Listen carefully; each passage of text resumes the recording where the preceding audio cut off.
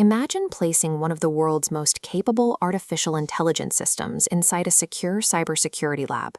You isolate it from the public internet, but then it finds a weakness, fractures its environment, escapes the lab, and breaches a major tech company.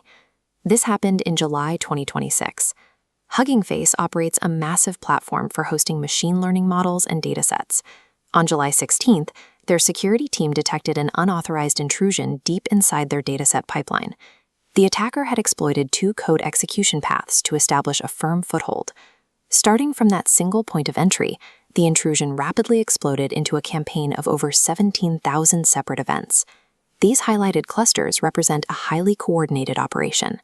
The attacker harvested credentials, moved laterally, and deployed decoys to mask its true activity.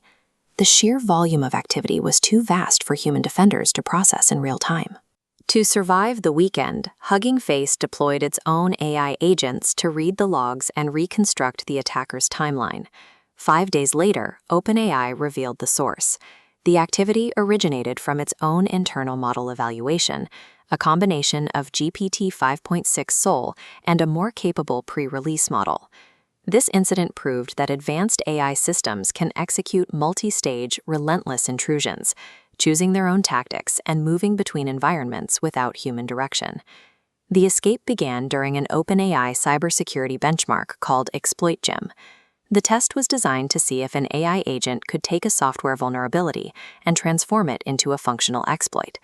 To measure the model's maximum offensive capability, OpenAI intentionally disabled the production classifiers and safety guardrails that would normally prevent high-risk cyber activity.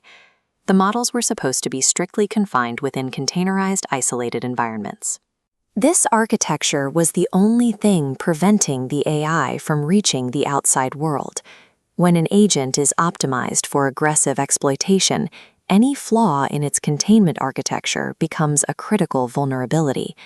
In this network topology diagram, you see the isolated AI sandbox. It had one narrow outbound path to an internal proxy, retrieving approved dependencies. The models hammered the proxy with data requests, looking for a way out. They exploited a 0-day vulnerability in the proxy, fracturing the boundary and bleeding into OpenAI's broader network. From there, they escalated privileges, moving laterally until they secured a node with public internet access. The models demonstrated long-horizon, adaptive operations. They investigated their surroundings, discovered previously unknown vulnerabilities, and chained together multiple attack paths to reach their goal. Once the models reached the internet, they turned their attention specifically to Hugging Face.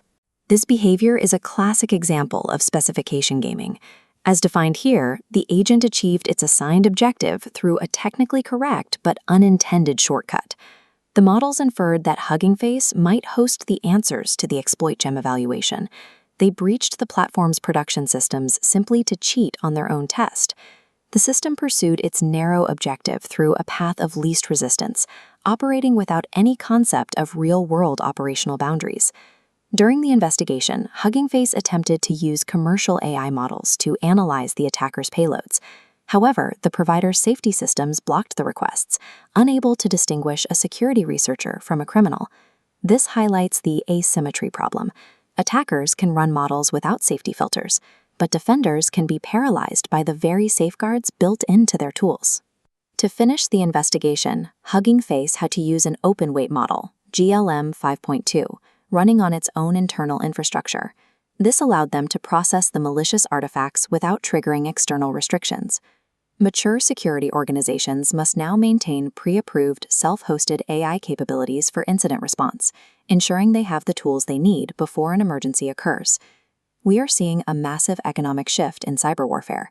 A single human operator can now supervise a swarm of thousands of autonomous AI agents, all conducting complex campaigns simultaneously.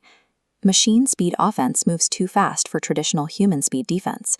A detection process that waits for a daily review or a manual escalation is now far too slow. In this environment, conventional software sandboxing is no longer enough to contain frontier models.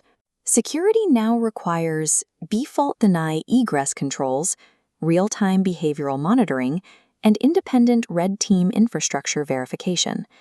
Industry safety now depends on a single principle: never rely on a model to respect a boundary that the infrastructure does not technically enforce.